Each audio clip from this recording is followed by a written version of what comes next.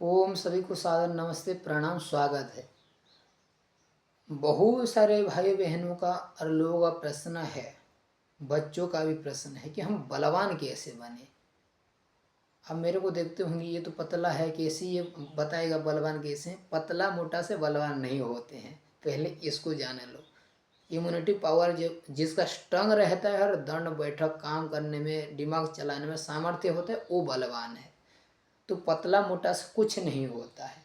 किससे होता है? हमारे अंदर जो प्राण शक्ति है वो कितना स्ट्रांग है, कितना हमारा पुष्ट है। किसी भी कार्य करने में हम सामर्थ्य रखते हैं, धैर्य है, शक्ति सामर्थ्य है, दंड बैठक लगा पाते हैं। दुख आता है, कष्ट आता है तो हम विचलित नहीं होते हैं, स्थिर होते हैं, चंचल नहीं होते हैं। इसको कहते हैं बलवान। शरीर से केवल बलवान दिखना नहीं है, बलवान अंदर से बनना होता है।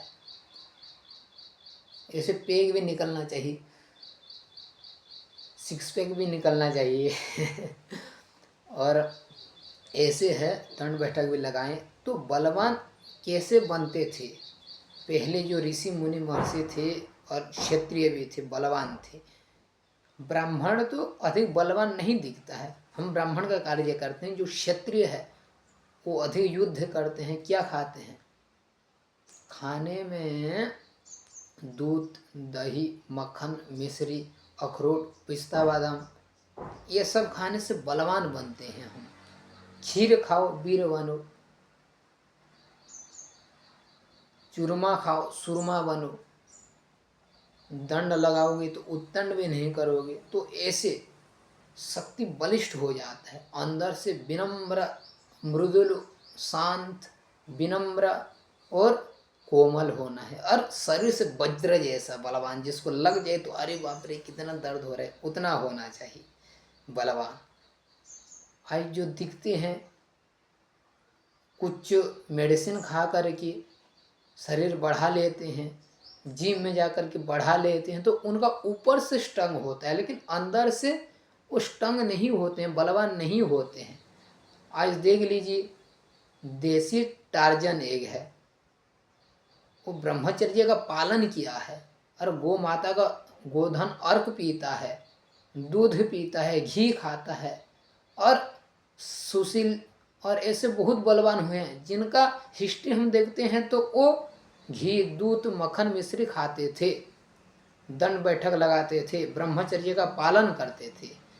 पहले भी हनुमान जी महाराज को ले लीजिए, पितामह भीष्म को ले लीजिए, महाबली भीम को ले लीजिए, जितने भी बड़े बड़े बलवान आप देखते हैं, सुनते हैं, वो सब दंड बैठक लगाते थे, ब्रह्मचर्य का पालन करते थे, घी, दूध, मक्खन, मिश्री खाते थे, फिर बलवान बनते थे। लेकिन आज हमारे बच्चे, हमारे भाई बहन क्या सोचते हैं? अगर हम मांस नहीं खाएंगे, मछली नहीं खाएंगे, अंडा नहीं खाएंगे तो हम बलहीन हो जाएंगे, बल हमको नहीं मिलेगा, ऐसे सोच रहे हैं। ये मूर्खता है, ये अज्ञानता है। इस अज्ञानता से दूर करें और जो इस अज्ञान में आपको डाल रहे हैं उनसे भी दूर रहें। जो डॉक्टर हैं मांस खाओ, मछली खाओ, आपका रोग ठीक हो जाएगा, तो ये ठीक नहीं है, ये गलत है। तो आपसे हम निवेदन करेंगे कि आप दंड बैठक लगाएं और घी, दूध, मक्खन, मिश्री खाएं, अखरोट, पिस्ता बादाम खाएं, तो शरीर बलवान रहेगी। ठीक है, तो यह कार्य करिए। और जो औषध के नाम पर लूट रहे हैं, ये खाओ आपका बॉडी बिल्ड हो जाएगा, आप बलवान बन जाओगे, वो ठग रहे हैं। मैं जो बताया हूँ इसी को आप करिए लगभग 3 महीना। 3 महीना में बहुत परिवर्तन आ जाएगा, आपको उसका महिमा दिखने लगेगा। हाँ, इसमें तो बहुत बल है, सामर्थ्य है, शक्ति है। बुद्धि भी पवित्र शुद्ध होगी ये खाद्य खाने से, ये भोजन करने से।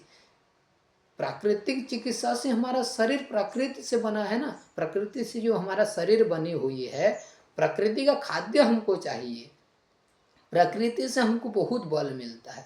लेकिन कृत्रिम में ये लोग चाहते हैं कि हमारा शरीर बलवान हो जाए, तो हो नहीं पाता है। और शरीर को बलवान बनाने में, शरीर को पुष्ट बनाने में कितने पैसा खर्च कर रहे हैं हमारे भाई बहन, बलवान होते नहीं हैं, फिर दुर्बल निर्बल होते हैं। तो इसलिए ऐसे करिए, ब्रह्मचर्य का पालन करिए, घी दूध मक्खन मिश्री खाइए, केला खाइए, तो बहुत कुछ ठीक हो सकता है, बलवान बन सकते हैं। ठीक है, बहुत बहुत धन्यवाद।